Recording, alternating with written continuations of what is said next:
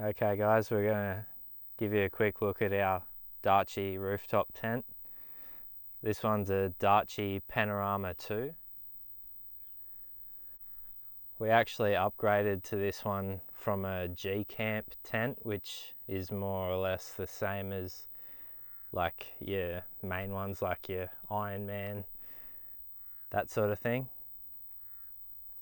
So we'll take you through and show you a few things we do and don't like about it, pros and cons.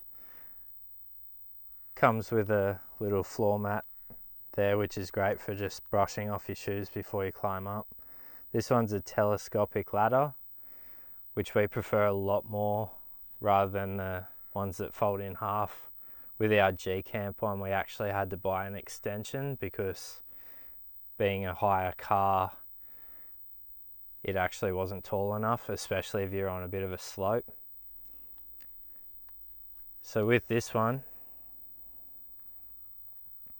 all underneath is actually aluminium checker plate rather than the thin sort of MDF board kind of stuff that comes on other ones. This strap here, when your telescopic ladder folds up, that just pins it to the board, keeps it steady. We normally just throw a couple of Velcro loops here and a little light bar in there to light up underneath. So we find the quality of the actual canvas on this one a lot better than the cheaper designs. That sort of yellow canvas. Same as with the awning. When we upgraded to the Foxwing, noticed there was a huge difference in the actual quality of the materials used, as well as the seams are all quite well done. So this Panorama 2, it actually folds up a lot slimmer than a slimmer profile on your roof than a lot of other ones are, which was a big reason why we decided on this one, just to reduce wind drag on the roof and keep your profile down. Being in a higher car as well, the higher you boost it up, it's your center of gravity going up as well as clearance into areas. So we'll take you up inside and show you a quick look. So like I was saying, the quality of the materials in here is a lot better. The zips themselves are really sturdy.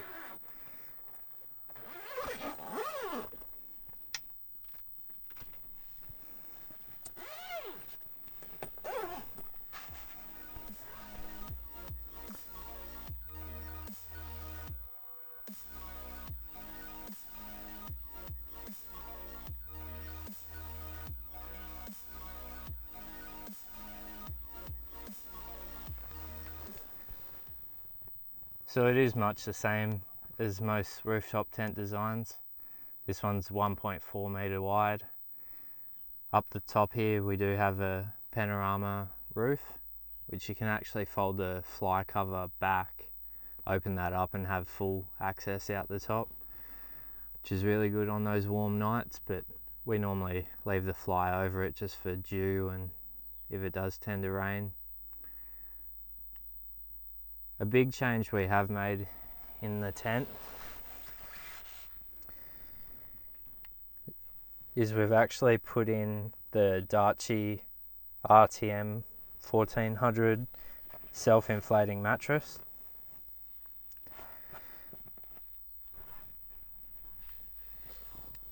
So with this tent being the thinner profile on your roof, we're actually finding that when folded up with the original mattress, we couldn't fit any extras in here, and we normally like to leave our double sleeping bag inside to save room inside the car.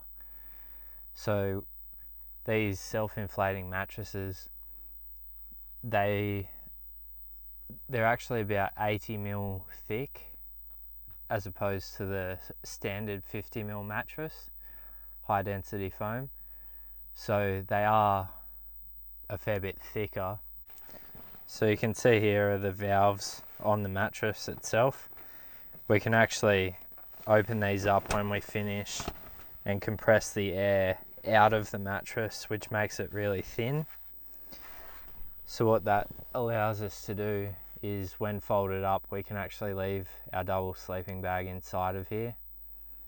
There's probably enough room as well to leave a few pillows, but we never really tend to leave them inside. But there's plenty of airflow. There's a few vents for the cold nights. You will get condensation build up on the really cold nights if you do all the windows up, even with the air vents, but it's sort of something to expect from that kind of weather. What we tend to do most nights is zip these windows sort of 3/4 of the way up. Even on the colder nights, just lets a little bit of fresh air in and keeps the condensation down.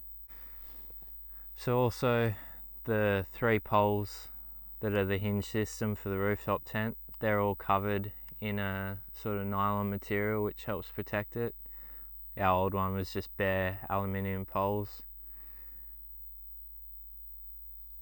With the RTM 1400 self-inflating mattresses as well, we've noticed a big difference to the standard mattress, which after a night, when you do fold the tent up, we could notice a fair bit of condensation underneath the mattress to the floor of the rooftop tent.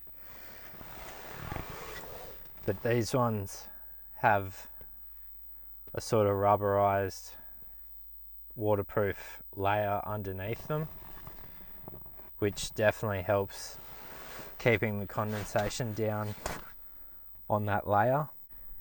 One thing we have noticed with this setup is if you run a higher awning, like a Fox Swing or 30-second awning, something like that, you actually end up having to bend those support poles for your fly out, up and over your awning.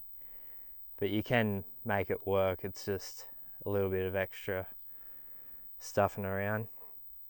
But there's nothing wrong with doing it, it still holds it out tight enough.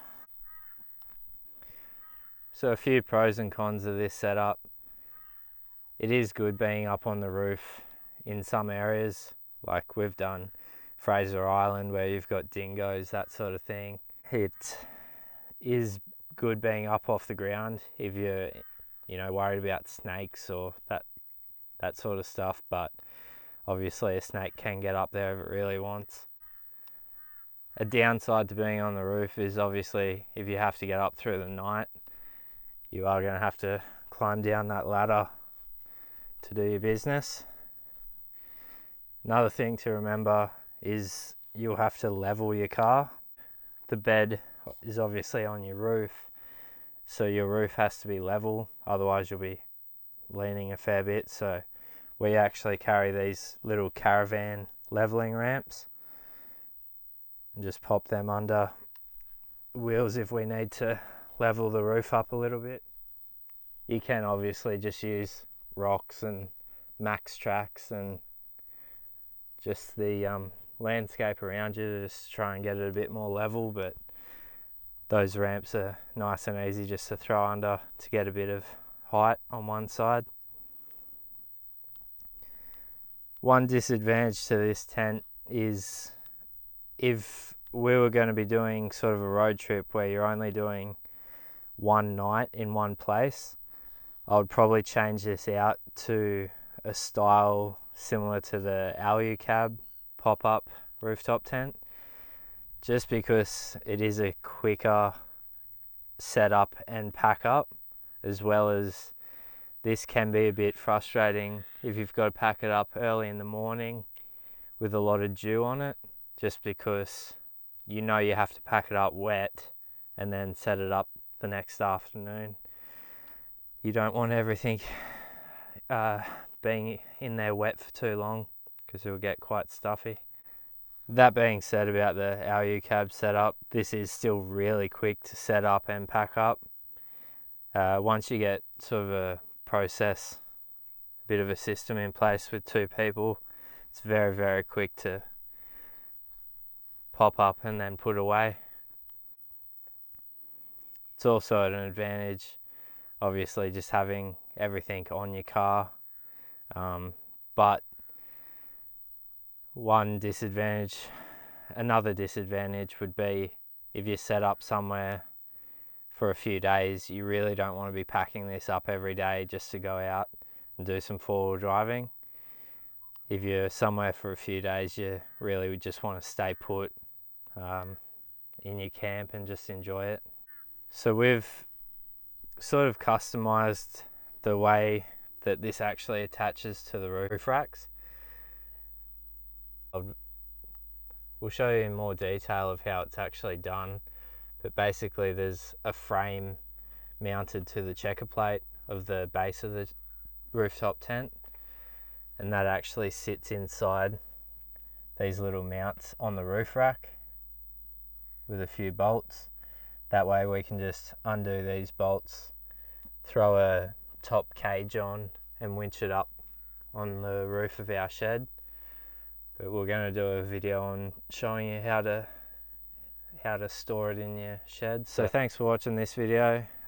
We'll put a link down below to the video of how we store our rooftop tent if you want to give that a look. And we'll see you in the next one.